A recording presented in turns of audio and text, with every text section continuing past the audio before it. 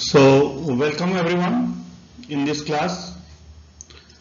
आज हम लोग पढ़ने जा रहे हैं biodegradable and non biodegradable pollutants. यानी कि कुछ ऐसे पॉल्यूटेंट्स होते हैं, कुछ ऐसे प्रदूषक होते हैं जिनका जैव अपघटन हो सकता है और दूसरा है जिनका जैव अपघटन नहीं हो सकता। तो इन्हीं के बारे में हम पढ़ने जा रहे हैं। ये आपके सिलेबस के सेकंड पेपर में है। So let's start this topic. सबसे पहले पॉल्यूटेंट होते क्या हैं ये आपको बताने की जरूरत नहीं है, क्योंकि हम लोग पहले ही एयर पॉल्यूशन पढ़ चुके हैं और आगे भी पॉल्यूशन और पढ़ेंगे। सो पॉल्यूशन इज नथिंग न्यू। इसके बारे में आप लोग मेरे ख्याल से जब आप 5वीं 6ठी क्लास में रहे होंगे तब से आप सुन रहे हो। तो एक्सक्यूज मी, जो बिगेस्ट प्रॉब्लम है आज की तारीख में, जो मानव के विकास के साथ और बढ़ती हुई जो भयावह जनसंख्या है पूरी दुनिया में, इसके साथ जो सबसे बड़ी समस्या एक आती है, इसके साथ जुड़ी हुई समस्या, वो होता है पॉल्यूशन। पॉल्यूशन यानी प्रदूषण। जैसे जैसे लोग अपने कंफर्ट्स की चीजें ज्यादा बनाते जा रहे हैं, अपने रहने सहने के उनके तरीके में अंतर आ रहा है, कई प्रकार की चीजें, उपभोक्ता वस्तुएं दिन रात आ रही हैं जो पर्यावरण को कंटेमिनेट करती हैं, ये चीजें हैं। और दूसरी बात कि जितनी ज्यादा पॉपुलेशन होगी, जितनी ज्यादा जनसंख्या होगी, उसके साथ साथ उन चीजों का उपयोग भी बढ़ेगा। हमें इंडस्ट्री ज्यादा लगानी पड़ेगी, उद्योग धंधे भी बढ़ेंगे जब लोगों का कंजम्पशन हो रहा है। इसके साथ साथ एग्रीकल्चर को भी आगे बूस्ट करना पड़ेगा। कृषि कृषि का जो कार्य है वो भी, मतलब हमें बेसिकली अपना क्रॉप यील्ड बढ़ाना है। जो पैदावार हो रही है अन्न की, उसको बढ़ाना है, तो हम जंगल को काटेंगे, दूसरी भूमि पर कृषि करने की कोशिश करेंगे, हम ज्यादा से ज्यादा पेस्टिसाइड का यूज करेंगे, फर्टिलाइजर का यूज करेंगे, and this everything leads to the generation of pollutants and enhancement या इंक्रीज ऑफ पॉल्यूशन। तो पॉल्यूटेंट क्या है? Pollutant is a substance that contaminates. जो पॉल्यूशन एक ऐसा पदार्थ है, प्रदूषक एक ऐसा पदार्थ है जो हवा को, जल को और धरती को संदूषित करता है। It contaminants air, water and land. तो कुछ पॉल्यूशन जो होते हैं वो तो नेचुरल इवेंट से होते हैं, जैसे मान लीजिए कहीं ज्वालामुखी का इरप्शन हो गया, या मान लीजिए आप सुनते होंगे अमेरिका में कुछ स्टेट्स हैं, वहां के जंगलों में आग लग जाती है। वो मैन मेड नहीं होता, वो किसी नेचुरल कॉज तो नहीं करना चाहिए, कुछ ऐसे कॉज से कि भाई दो पेड़ आपस में रगड़ गए, चिंगारी उठी और आग लग गई, और वो अमेजन वगैरह के जंगलों में भीषण आग लग जाती है। तो भीषण आग लगने के बाद उत्तर जो धुआं प्रोड्यूस होगा, उतनी हरियाली खत्म होगी। ये सारी चीजें भी पॉल्यूशन पैदा करती हैं। So these may be called as a natural event, eruptions या natural events that leads to the pollution. ठीक है, लेकिन इसके अलावा ज्यादातर जो पॉल्यूशन का कारक होता है वो होता है हमारे ह्यूमन एक्टिविटीज, मानव द्वारा किया गया कुछ आर्थिक, व्यापारिक या दैनिक क्रियाकलाप, जिसके कारण की प्रदूषण बढ़ता है। ठीक है, इसको हम एंथ्रोपोजेनिक कॉजेज भी कहते हैं। तो इसको, ये दो प्रकार के हैं, एक बायोडिग्रेडेबल है, बायोडिग्रेडेबल और नॉन बायोडिग्रेडेबल। मेरे ख्याल से यहां बायो वर्ड छूट गया है। नॉन बायोडिग्रेडेबल, ये दोनों में आपको मेरे ख्याल से अंतर पता होगा, थोड़ा बहुत आपको आइडिया होगा। ऐसे पदार्थ जैसे देखिए, एक तो अभी सब जगह नगर पालिका कहती है प्लास्टिक के कैरी बैग बंद करो, गवर्नमेंट कह रही है प्लास्टिक, बहुत सारी एजेंसियां कह रही है, या गवर्नमेंट कुछ स्टेप्स उठाती है कि हम क्या करें, प्लास्टिक को बैन करें। क्यों करें? या आपने देखा होगा किसी कचरे के ढेर पे देखो, अगर वो कचरा वहां से महीने दिन उठाया नहीं गया तो कोई कागज है या कोई किचन वेस्ट है, सब्जियों के छिलके वगैरह हैं, तो ये तो धीरे धीरे वहां से खत्म हो जाते हैं। लेकिन कुछ चीजें, जैसे मान लीजिए जो आजकल कोल्ड ड्रिंक के कैंस आ रहे हैं, शीशे की बोतलें हैं, प्लास्टिक की बोतलें हैं, कैरी बैग है, ये सारी चीजें आप देखोगे कि मतलब क्या के 200-400-500 साल तक रह जाती है, इनका बायोडिग्रेडेशन नहीं होता। अब इनका प्रोडक्शन इतनी तेजी से हो रहा है और इनका बायोडिग्रेडेशन अगर नहीं हो रहा है तो ऑब्वियस सी बात है कि वो हमें, हमारे पर्यावरण के लिए खतरनाक है। दूसरा, जो नॉन बायोडिग्रेडेबल ऐसे भी सब्सटेंस होते हैं जो हमारे फूड चेन में चले जाते हैं, क्योंकि वो बहुत ही एनवायरमेंट परसिस्टेंट होते हैं और फूड चेन में जाकर के क्या करते हैं कि हमारी सारी जो खाने पीने की चीजें हैं उसको संदूषित कर देते हैं।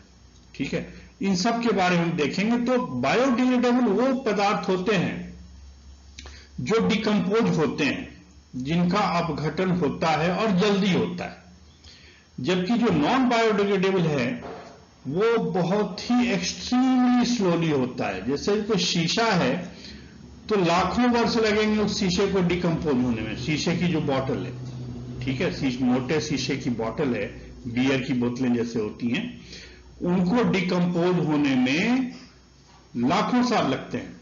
और वो क्या होते हैं, इसके अलावा जो जैसे मैंने पेस्टिसाइड या डीडीटी की बात की, ये हमारे फूड चेन में आते हैं। तो ये सारी चीजों की चर्चा हम अभी आगे करेंगे। बायोडिग्रेडेबल, अब देखिए वही चीज यहां लिखी हुई है कि ऑर्गेनिक मैटर, कोई भी कार्बनिक पदार्थ जो टूट करके अपघटित होकर के that breaks down into carbon dioxide, water, methane and organic molecules by micro organisms. Basically जो अपघटन का कार्य होता है, ये डिकम्पोजर जिसको हम अपघटक कहते हैं, आपने फूड चेन में पढ़ा होगा, इसको स्कैवेंजर भी कहते हैं, अपघटक भी कहते हैं। तो ये सारी की सारी जो, अगर ये एरोबिक प्रोसेस है तो उसमें क्या होगा कि कार्बन डाइऑक्साइड, वाटर वगैरह मिलेंगे। लेकिन एनएरोबिक डाइजेशन है, अगर एनएरोबिक प्रोसेस है, मतलब अनऑक्सी अपघटन है उनका, तो उस केस में मीथेन निकलेगा। तो ये जाहिर सी बात है कि बैक्टीरिया के अलावा कुछ चीजें और भी होती हैं जो बायोडिग्रेड होती है, जैसे जिप्सम है या प्लास्टर के बोर्ड है ना, या ऑर्गेनिक सल्फेट है, ये भी डिकम्पोज होकर के हाइड्रोजन सल्फाइड वगैरह देते हैं। तो आगे चलें। बायोडिग्रेडेबल जो पदार्थ हैं उसको आप 3-4 कैटेगरी में बांट सकते हैं कि जो म्युनिसिपल वेस्ट है, नगर पालिका की गाड़ी जो कचरा उठा के जाती है, उसमें अधिकांश जो होते हैं बायोडिग्रेडेबल होते हैं, लेकिन बहुत सारी चीजें नॉन बायोडिग्रेडेबल होते हैं। मान लीजिए आपने टीवी का रिमोट है वो डाल दिया उस गाड़ी में, या कचरे के ढेर पे फेंक दिया, या कोई टीन का डिब्बा था, या कोई प्लास्टिक की बोतल थी, जो आजकल आप देखते हो सरसों के तेल हैं, दूसरे जो क्या कहते हैं घी आता है, कई बर्तन ऐसे होते हैं, कई जो पैकिंग मटेरियल है वो सारा का सारा प्लास्टिक का आता है। वो सारी प्लास्टिक की बोतलें जब घर में खाली होती हैं उसको म्युनिसिपल हम डाल देते हैं नगर पालिका की गाड़ी में।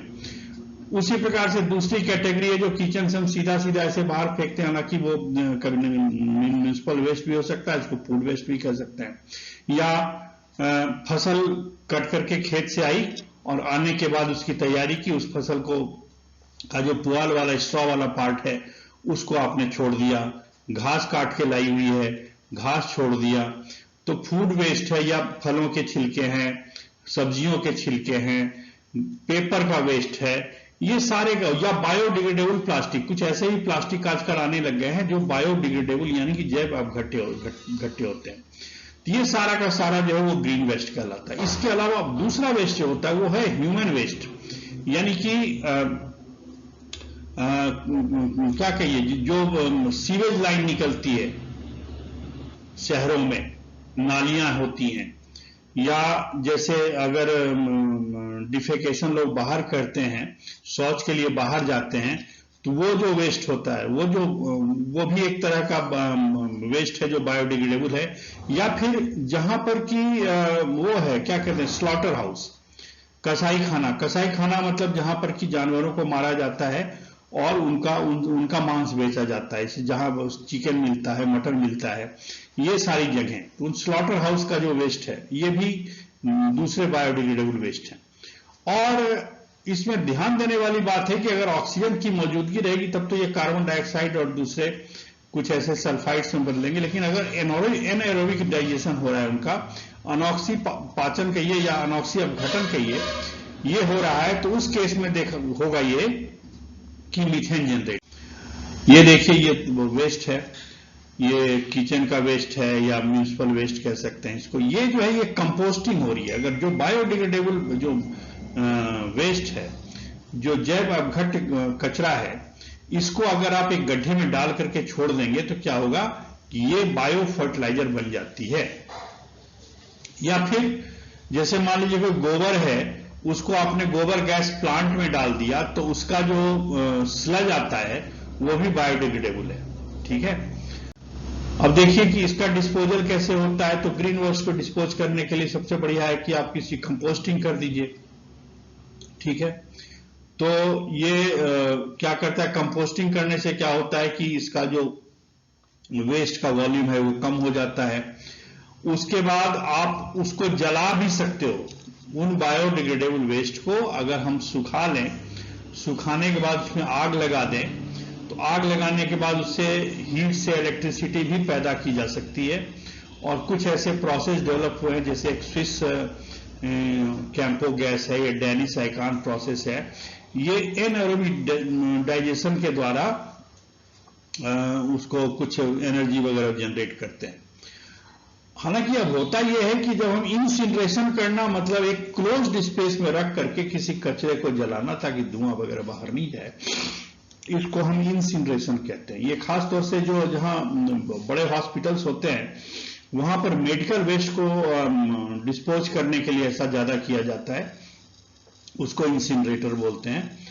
तो वहां क्या होता है कि उसको बंद करके करते हैं और इससे कचरा जल जाता है। उसको जो हीट जनरेट होता है उसको आप किसी दूसरे काम में ले सकते हैं। लेकिन जो एनएरोबिक डाइजेशन, जो अगर इंसिनरेट आप नहीं करें, अगर हम उसको बायोडिग्रेडेबल वेस्ट को हम यूं छोड़ दें, तो उससे ये होता है कि उसका जो खास तौर से जो फलों के छिलके हैं या जो प्लांट मटेरियल है, उसका न्यूट्रिएंट्स रह जाता है। और अल्टीमेटली होता क्या है कि वो सॉइल को इनरिच करते हैं। और जैसे मैंने कहा कि कंपोस्टिंग एक अच्छा प्रैक्टिस है। अगर एक जो सबसे बड़ा जो खतरा होता है बायोडिग्रेडेबल वेस्ट है, जो सबसे बड़ा चिंता का विषय है, वो है मीथेन इमिशन। मीथेन जो है एक नॉक्सियस गैस तो नहीं कह सकते उस तरह से, बेसिकली आपके एलपीजी में भी होता है, मीथेन और दूसरे गैसेस का मिक्सचर होता है। तो मीथेन जो निकलता है उसको आप ट्रैप कर सकें तब तो बड़ी अच्छी बात है। लेकिन अगर वो वातावरण में चला गया तो ये बहुत बड़ा प्रदूषक है, क्योंकि it's a very potential green house gas. ये बहुत खतरनाक, मतलब जो मेन जो ग्रीन हाउस गैसेस होती हैं उनमें से एक मीथेन की भी गिनती होती है। और पूरी दुनिया के कचरे को अगर आप एक जगह जमा कर दें तो आप यूं समझिए कि अगर मान लीजिए चाइना से जितना ग्रीन हाउस गैस निकलता है या यूएस से जितना ग्रीन हाउस गैस निकलता है, तो एक तीसरा जो ग्रीन हाउस गैस का प्रोड्यूसर है दुनिया का सारा कचरा है। मतलब it could be considered third largest country to produce the greenhouse in gas, right. मतलब अगर फूड वेस्ट को, पूरी दुनिया में का जो फूड वेस्ट है, इसको आप एक देश मान लें तो चाइना और यूएस के बाद ये third green house gas emitter होगा। पिछले 25 साल में जो है ये एंथ्रोपोजेनिक जो मतलब मानव के क्रियाकलाप से की वजह से जो मीथेन का जो इमिशन है, मीथेन गैस का जो निकलना है, ये काफी हद तक बढ़ा है। और खास तौर से लैंडफिल साइट, आमतौर पर होता क्या है कि जो नगर पालिका कहीं से कचरा जमा करती है वो कहां ले जाती है, तो एक बड़ा सा गड्ढा खोदती है या कोई एक ऐसी जगह डिसाइड कर लेती है और वहां जाकर के सारे कचरे को उलेट देती है। इसको हम कहते हैं लैंडफिल। ये गड्ढे वाली जगह में ज्यादा किया था। Landfill is a practice of the waste disposal, ये ज्यादातर यही होता है। तो यूरोप में जो लैंडफिल है वो टोटल मीथेन इमिशन का टोटल जो मीथेन जनरेट होता है उसमें लैंडफिल से 30% होता है, यूएस में 34% होता है और पूरी दुनिया में 10% होता है। और ये जो मीथेन ये मीथेन गैस जो लैंडफिल से जो मीथेन गैस निकलता है ये मुख्य रूप से कहां से निकलता है? फूड वेस्ट से। यानी कि जो खाना है, आपने बचा कुचा खाना फेंक दिया, सब्जियों के छिलके फेंक दिए, फलों के छिलके फेंक दिए, बचे हुए फल फेंक दिए, फल सड़ गए, सब्जियां सड़ गई, ये सारी चीजें जो फूड वेस्ट हैं ये लैंडफिल इमिशन का एक पार्ट होती है। उसी प्रकार से ये जो नॉन पॉइंट सोर्स है, जैसे कि मान लीजिए कि जो जहां पर इस तरह के कचरा जमा किया जाता है वहां पर क्या होता है कि मान लीजिए कि मटन है, या मान लीजिए कि खासतौर से स्लॉटर हाउस का वेस्ट है कि जहां से कि क्या करते हैं, जानवरों को मारा, वहां से उनका मटन निकाल लिया बेचने लायक, उनके जो बॉडी का जो विसरा से जो ऐसे जो वेस्ट था उसको फेंक दिया गया। और फेंकने के बाद एक जगह जहां करते हैं तो वहां क्या होता है कि बहुत सारे बैक्टीरिया ऐसे पैदा हो जाते हैं, बहुत सारे जानवर वहां पर आ जाते हैं, और वो जो बैक्टीरिया पैदा होते हैं वो किसी वजह से अगर वहां बारिश वारिश हो गई तो वो वाटर रिसोर्सेज में चले जाते हैं। मतलब कि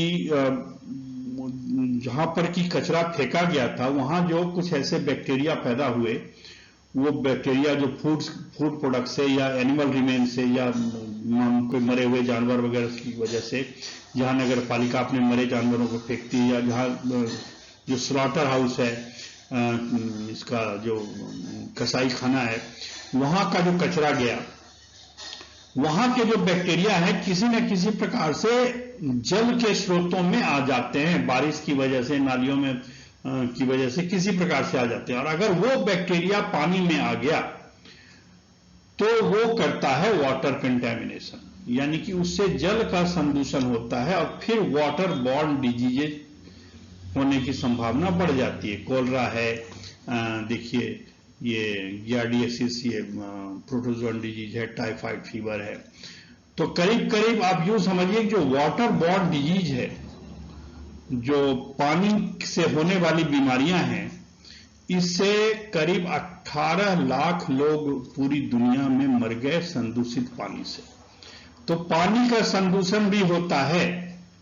दूसरा एल्गल ब्लूम, जो जैसे मैंने कहा एनिमल रिमेन्स है कि जो भी फूड में एनिमल यूज हो रहे हैं उनका जो बचा खुचा भाग है, या जो फर्टिलाइजर खेतों में यूज होता है। फर्टिलाइजर मान लीजिए कि किसी खेत में आपने फर्टिलाइजर डाला तो कुछ तो मिट्टी में मिल जाएगा, कुछ नाइट्रोजन उसका जो फर्टिलाइजर का था वो यूज हो जाएगा प्लांट्स के द्वारा, जो क्रॉप है उसके द्वारा। लेकिन जो फर्टिलाइजर है, मान लीजिए बारिश होगी तो क्या होगा, उसमें घुल करके फर्टिलाइजर अल्टीमेटली किसी ऐसे नदी में, नाले में, कहीं ऐसे स्रोत में चले जाएंगे, और वो जाकर के किसी तालाब वगैरह में अगर पहुंच जाते हैं तो होता क्या है कि जो फर्टिलाइजर है या जो सड़े हुए जानवर होते हैं, ये जो एनिमल रिमेन होते हैं, एनिमल वेस्ट होता है, ये क्या करते हैं कि ये तालाब में या ऐसे बॉडीज में जाकर के बहुत सारा न्यूट्रिएंट्स या पोषक पदार्थ दे देते हैं।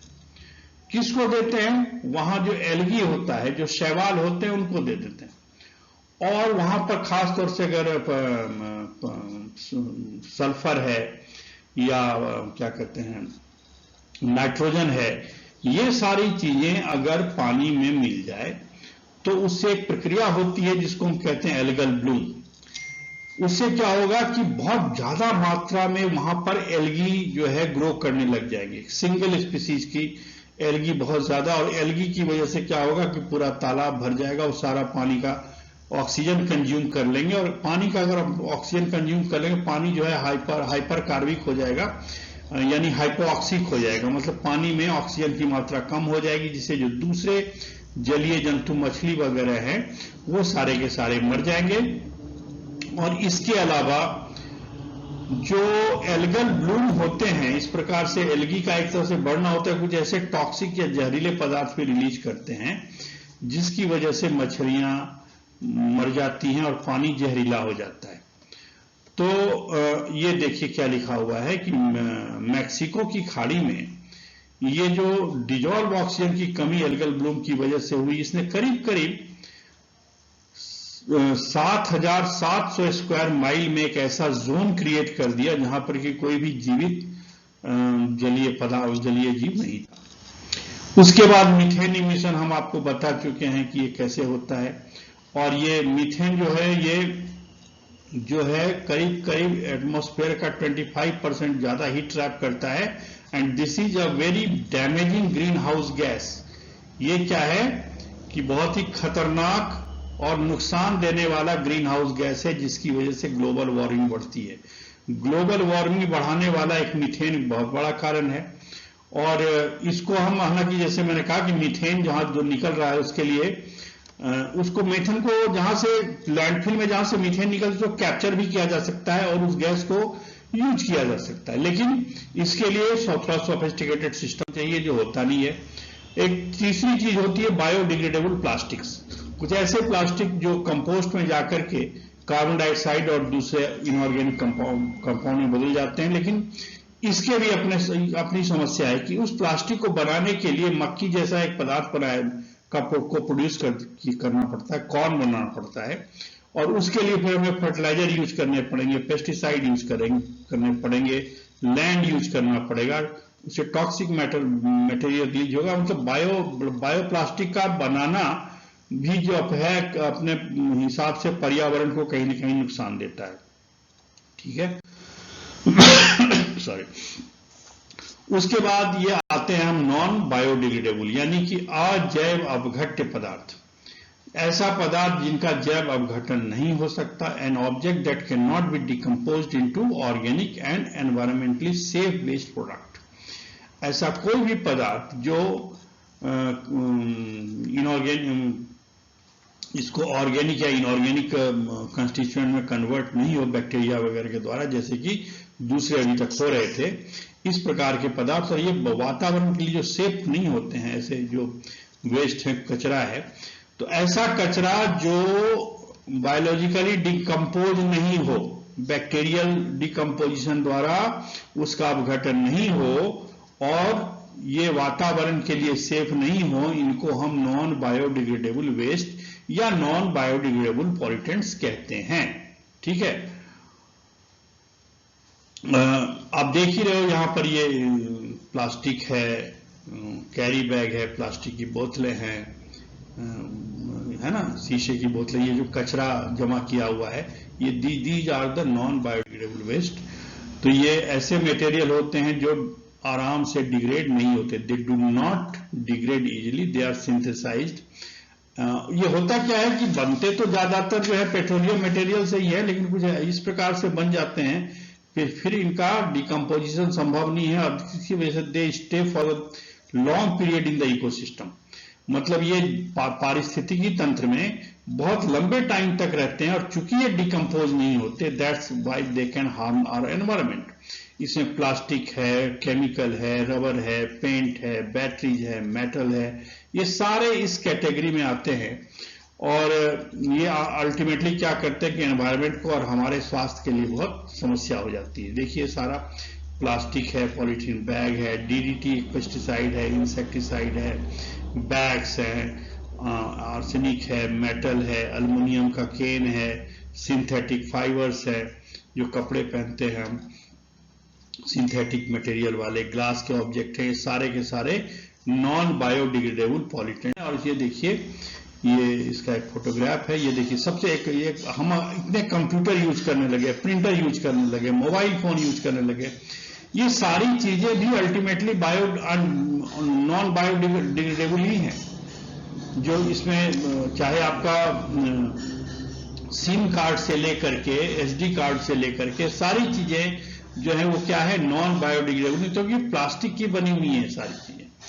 और ये जो कंप्यूटर है या लैपटॉप है, ये भी बहुत बड़ा कचरा होने वाला है, इसकी समस्या, क्योंकि ये यूज हो जाते हैं, 10 साल यूज करने के बाद आदमी उसको फेंकता है, तो फेंकने के बाद क्योंकि वो यूज नहीं होगा तो फेंका जाएगा। इसका देखिए, ये इस प्रकार का कचरा इस प्रकार से जमा हो गया, नॉन बायोडिग्रेडेबल है। नॉन बायोडिग्रेडेबल पदार्थ जो होते हैं करीब करीब 400 साल, जैसे देखिए ये प्लास्टिक का पेपर है, ये पेपर जो है करीब करीब 20 महीने में ये डिकम्पोज हो जाएगा। ये जो प्लास्टिक के जो केन्स होते हैं, जिसमें कि लोग कोल्ड ड्रिंक वगैरह के केन आने लग गए हैं बोतलों की बजाय, एल्यूमिनियम के कैन जो आने लगे, ये 50 से 100 साल में इनका डिकम्पोजिशन हो जाता है। ठीक है, ये प्लास्टिक की बोतलें हैं, ये 500 साल तक में इनका डिकम्पोजिशन होता है। और जो शीशे की बोतलें हैं, ये 10 लाख साल लगते हैं। देखिए लिखा हुआ है कि plastic items like bottles, disposable nappies, जो हगी वगैरह नेपीज होते हैं, या बियर होल्डर्स, ये करीब करीब 450 साल लगता है। और इसका एक तरीका तो यह है कि इसका हम कंजम्पशन कम करें। एक रास्ता यह है, सबसे अच्छा रास्ता यह है कि प्लास्टिक का कंजम्पशन ही कम करो, उसका उपयोग कम करो। लेकिन करो कैसे? अब लोगों को घर से बर्तन ले जाने के लिए, सरसों तेल घी खरीदने के लिए घर से बर्तन ले जाने की आदत तो रही नहीं, तो अल्टीमेटली इसका बहुत ही ज्यादा इसमें सेल्फ डिसिप्लिन चाहिए। और दूसरा तरीका यह है कि इसके लिए आप कुछ ऐसे मटेरियल बनाना शुरू कर दो, इन मटेरियल का यूज करना शुरू कर दो जो बायोडिग्रेडेबल है, जिनका जैव अपघटन हो सकता है। The plastics which are biodegradable, जैसे मैं अभी बात कर रहा था। और बहुत सारे ऐसे सिटीज हैं जहां पर कि अब जगह ही नहीं है जहां पर कि कचरा डाला जा सके। There are so many towns that are running out of space to dispose the amount of trash peoples are producing. ठीक है, अब दिल्ली में चले जाइए, एक वो जगह है वहां पर पूरा, जैसे उसको आप देखोगे लगेगा बहुत बड़ा पहाड़ जैसा है, लेकिन पहाड़ नहीं है, वो कचरा है, कचरे का ढेर है। उसी प्रकार से जो पेस्टिसाइड है, पेस्टिसाइड के साथ ये जो दीज आर वाइड स्प्रेड पीओपीज, ये पीओपी प्लास्टर ऑफ पेरिस भी होता है, लेकिन यहां इसका मतलब है persistent organic pollutant, the pollutant which are persistent in the nature. ये नेचर में कैसे परसिस्ट करता है? इसे एग्रीकल्चर में फर्टिलाइजर यूज होता है, फर्टिलाइजर के साथ साथ बहुत सारे पेस्टिसाइड यूज होते हैं। इंसेक्टिसाइड घर में यूज होने लग गए हैं बहुत सारे, जो ये आप देखते हो कि कॉकरोच मारने के लिए, दूसरे कीड़े मारने के लिए, मच्छर भगाने के लिए बहुत सारे स्प्रे आ गए हैं, बहुत सारे दूसरी चीजें आ गई हैं, या कुछ ऐसे अगरबत्तियां आ गई है, कछुआ सब वगैरह। ये सारी की सारी जो होती है, ये जो इंसेक्टिसाइड है, ये भी कुछ ऐसे पॉल्यूटेंट पैदा करते हैं।